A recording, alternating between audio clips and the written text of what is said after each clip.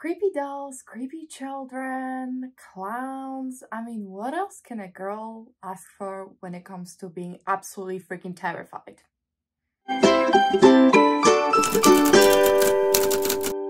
Hello, fellow book nerds. This is Gabby, and today I have another review for you. This time we're talking about How to Sell a Haunted House by Grady Hendrix. So this book is the newest one by the author of things like My Best Friend's Exorcism, Southern Book Club's Guide to Slaying Vampires, that was a mouthful, Horror Store, and many other ones. Grady Hendrix is a horror author that I've just been mesmerized by because all of his books are just so different and so interesting and have such a killer, pun not intended, but works. They just have a killer hook and like concept that I absolutely end up just loving all of them. And I was curious whether this newest release from the author would be no different. So we're gonna talk about that. In How to Sell a Haunted House, we follow Louise, who is a 30-something-year-old woman. She has a daughter, but she's single. She lives in Los Angeles.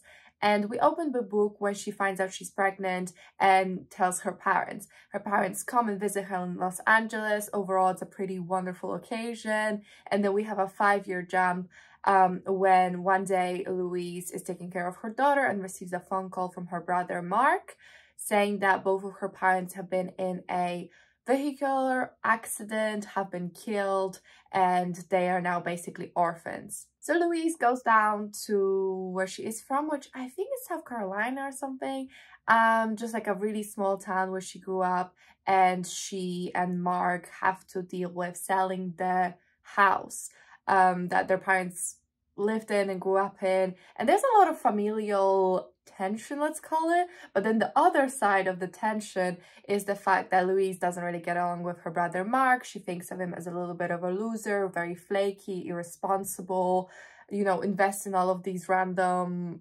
enterprises just to lose all the money, that kind of stuff. So there's like the dual, there's that side of the conflict, but then also her mother used to be a puppeteer, I guess. She really loved making puppets, dolls. She had a puppet show at her Christian church, and all of those dolls are just a little bit creepy.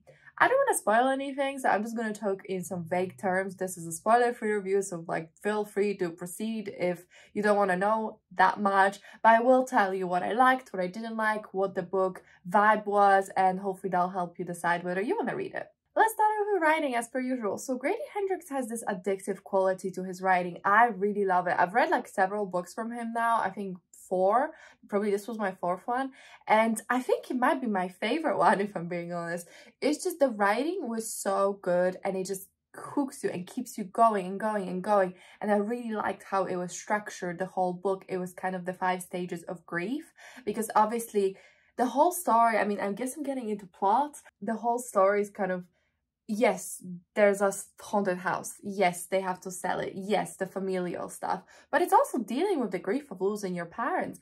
And I thought that was so poignant, so well done. And the structure of the book with this 5 stages of grief worked really well. And I think the writing was just so tense and it made you feel like on the edge. And you just kept discovering all these new things about the book. And I really, really loved that. And I thought that was done so well.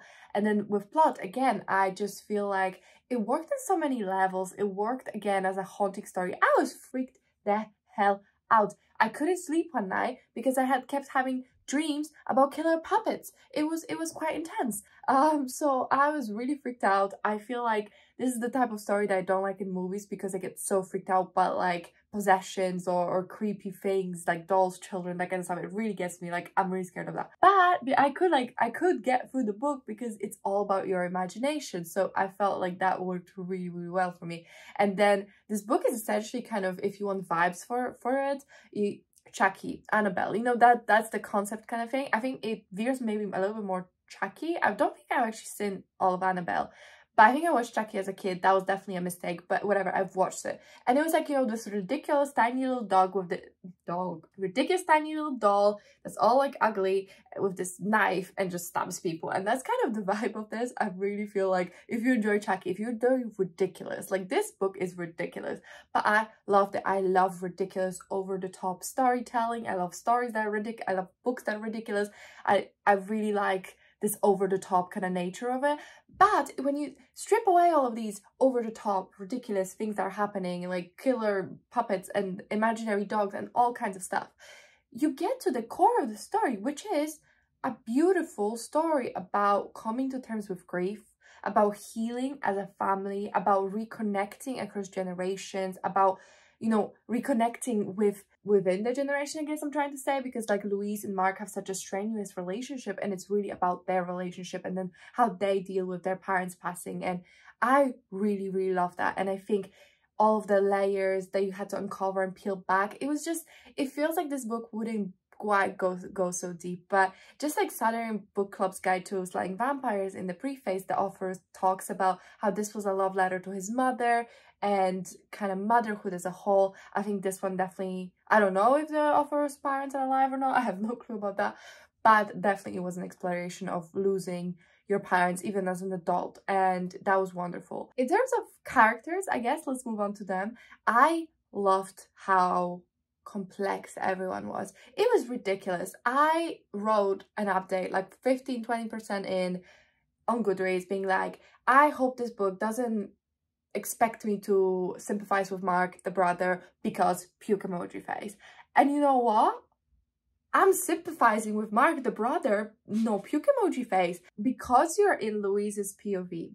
And then you realize she might be a little bit of an unreliable narrator. I'm not talking like Girl on the Train or whatever, you know, that type of book is, or Gone Girl, something like, it's not like quite like that, but there is like an element, and I think that's true to all of us, you know, where you're in her head, you're in her perspective, you know, you're reading what she thinks, and we build these constructs about ourselves, our reality, about how we relate to other people. We're this, but these people are this, therefore we're different. That's a form of unreliability. That's a form of unreliability. That was hard, because everyone will have it for themselves. And you know, Mark, a completely other person, will say it different ways. So I really loved seeing those different perspectives on the mother, on the father, on Louise, on Mark, on the wider family, on the past. Like all of those were challenged and were seen from different points of view, and I really loved how that was executed. I just feel like this book is not just like simply horror book. Not that I'm saying most horror books are simply horror books, or like that there's anything wrong to being horror, but like I love how they took this horror and this ridiculous concept and made it work for this exploration, and I thought that was just done so well. And everyone kind of ended up being quite sympathetic, and you really get to grips with why they're doing what they're doing, what their whole thing is, why are they here, what their purpose is, what their place is within this family. And I really love this.